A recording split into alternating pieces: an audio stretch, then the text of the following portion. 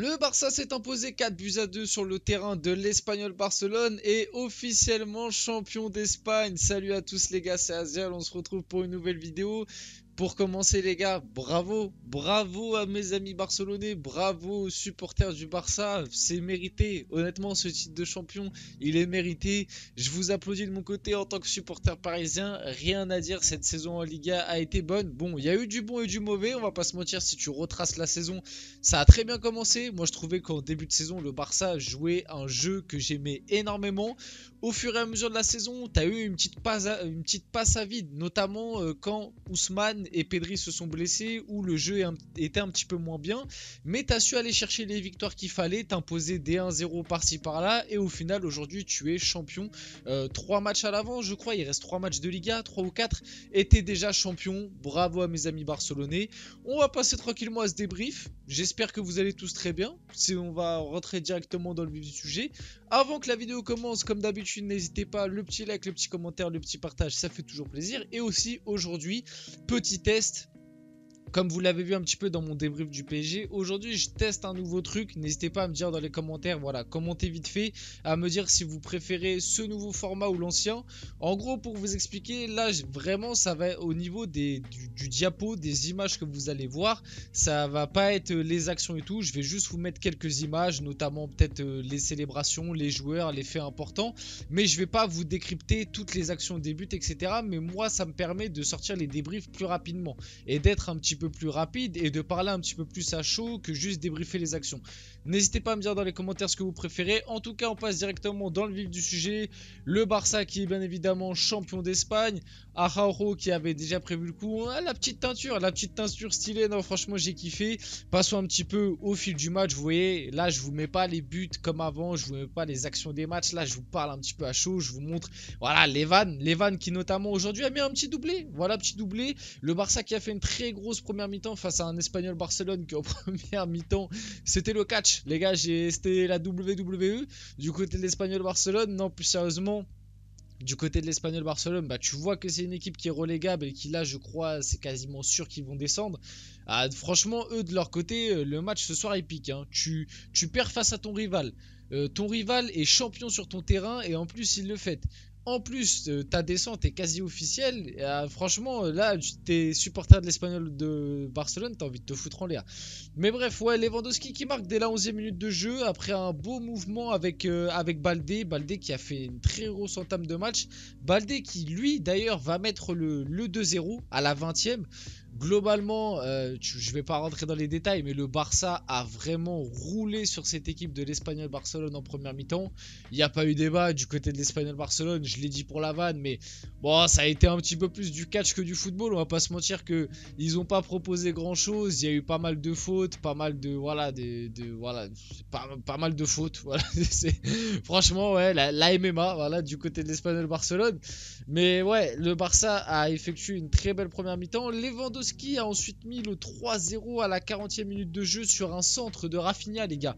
Et Rafinha, je trouve, je voulais en parler parce que j'ai vu des avis et c'est vrai que je suis d'accord avec ces gens-là. Rafinha cette saison a été énormément critiqué et moi je trouve qu'il y a des moments il a été critiqué, ça a été un petit peu le bouc émissaire.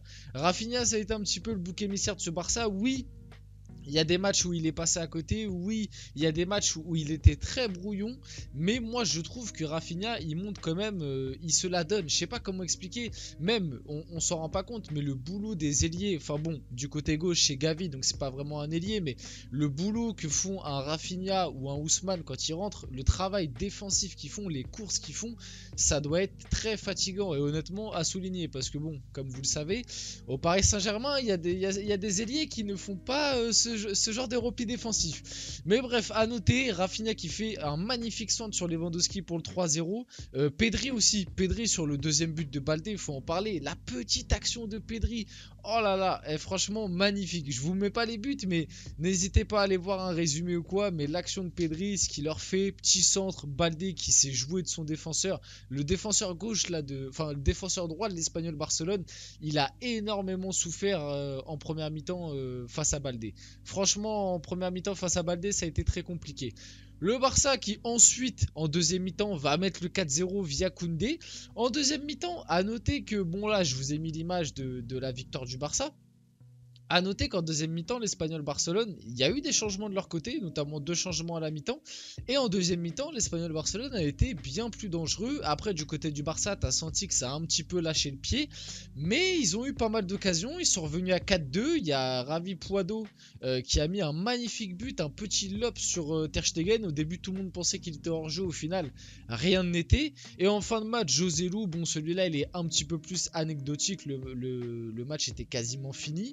Mais voilà, à noter que la deuxième mi-temps a été bien meilleure et je trouve ça dommage d'ailleurs de la part de l'Espagnol Barcelone qu'ils n'ont pas essayé de jouer comme ça directement.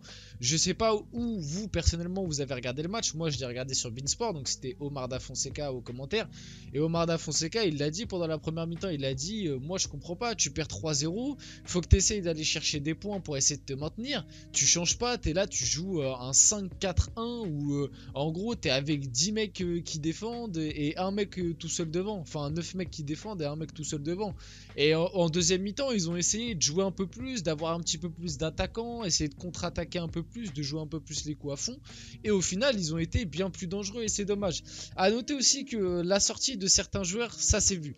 La sortie d'Araujo, elle a fait énormément de mal à la défense du Barça.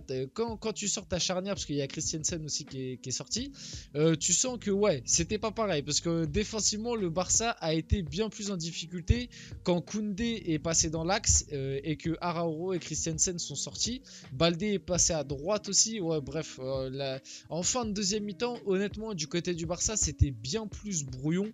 Après, le score était déjà acquis. Honnêtement, le Barça n'était pas beaucoup mis en difficulté non plus. Ils ont été dans la gestion, quoi. Bon, voilà, ils ont fêté leur titre comme il se doit, du coup, sur le terrain de l'Espagnol Barcelone. Mais ce qui a, ah oui, aussi à noter, avant de passer au sujet de la vidéo, Busquets, et oui, ça fait plaisir. Busquets qui a annoncé il y a pas longtemps là qu'il allait quitter le Barça. Bon, on le savait déjà. C'était honnêtement, même si ce soir le Barça perdait, je ne pense pas qu'ils auraient perdu ce titre de champion. C'est juste que là, c'est officiel et ça fait plaisir pour Busquets du coup qui part sur la meilleure perf possible. Bon, en Ligue des Champions, en Europe, bon, ça n'a pas toujours été ça, mais en tout cas, tu pars sur un titre de champion. À noter que ça faisait quand même 4 ans que le Barça n'avait pas été champion d'Espagne. Ça faisait un petit moment quand même, donc ça fait plaisir. Voilà, Busquets qui s'en va avec son petit titre de champion d'Espagne. En plus, il est capitaine, donc il va sûrement soulever le titre au prochain match, donc ça fait plaisir. À noter que oui, du coup, voilà, j'ai mis un petit peu ça sur la miniature, j'en ai un petit peu joué, mais plus sérieusement, des faits encore une fois, voilà, pitoyable à éviter. Alors, tu peux comprendre, moi par exemple, je suis supporter parisien, bon bah c'est sûr que si Marseille fête une victoire de champion sur le terrain du Parc des Princes, je vais avoir le démon. Mais de là à rentrer comme ça sur le terrain, puis faut parler de la sécurité les gars. Honnêtement, la sécurité, ils n'ont pas fait énormément de choses, je trouve, pour essayer de les retenir. Voilà, ça a dégénéré, le Barça qui fêtait sur le terrain de l'Espagnol Barcelone. Après, on peut aussi voir, je peux aussi très bien comprendre que de la part des supporters de l'Espagnol Barcelone, se dire que c'est irrespectueux de la part du Barça de fêter leur titre, ouais, mais bon, ils sont champions, ils ont le droit de le fêter. Alors oui, ça vous fait chier parce que c'est sur votre terrain. Oui, ils ont abusé, ils ont fait des rondes, ils ont sauté pendant 10 minutes, d'accord. Mais de là à rentrer sur le terrain, voilà, à faire... regardez-moi ça, à faire un envahissement de terrain, ce qui force à faire rentrer tous les joueurs en catastrophe. La sécurité, regardez les pauvres. Honnêtement, regardez les pauvres, ils doivent être quoi, 6 mecs de la sécu, allez 8 on va dire. Regardez le nombre de supporters qu'il y a. Bref, un carnage et ce genre de faits, encore une fois, sont à bannir. Je vais parler un petit peu des prestats individuels pour finir la vidéo, essayons de finir sur une bonne note. Côté Barça, en top, Pedri, De Jong. En vrai, le milieu de terrain, Pedri, De Jong, Busquets, ça a été très très fort. Gavi un petit peu en dessous, on va pas se mentir. Gavi un peu en dessous, mais je trouve que Gavi, sa fin de saison est pas si bonne que ça. Pendant un moment, je le trouvais vraiment très performant. La fin de saison de Gavi, un petit peu en dessous, un petit peu moins bonne. Lewandowski aussi a été pas mal, il m'est doublé, mais j'ai trouvé quand même beaucoup de déchets. J'ai du mal à retrouver le Lewandowski du Bayern. Rafinha aussi a été pas mal, auteur d'une passe D et tout, ça a été plutôt intéressant. La défense plutôt solide. Baldé qui a fait une grosse première mi-temps. En deuxième mi-temps, un petit peu moins bien. Christensen solide. Araujo pareil. côté. Koundé, pas mal, mais je trouve en fin de match, quand il est passé central, bon après l'équipe avait un peu changé et c'était un peu plus en gestion. Mais en fin de match, quand il est passé central, c'était un petit peu moins bien. Et à noter, n'empêche que le score final est de 4-2 et Ter Stegen en première mi-temps te sauve un ou deux ballons plutôt dangereux. Donc Ter Stegen fait quand même un bon match et fait pas mal d'arrêts. Voilà, c'était tout pour ce débrief. N'hésitez pas à me dire s'il vous a plu. N'hésitez pas à me dire dans les commentaires comment vous aimez les débriefs, si vous préférez cette version. C'est un peu plus rapide, comme ça me permet de sortir les vidéos un peu plus vite. Bon, il y a un peu moins d'images de but, etc. Mais c'est plus concis et comme ça je peux parler un petit peu plus à chaud. Voilà, n'hésitez pas à me dire. En tout cas les gars, c'était Asiad. N'hésitez pas, petit like, petit commentaire, petit partage et on se retrouve très rapidement pour une prochaine vidéo.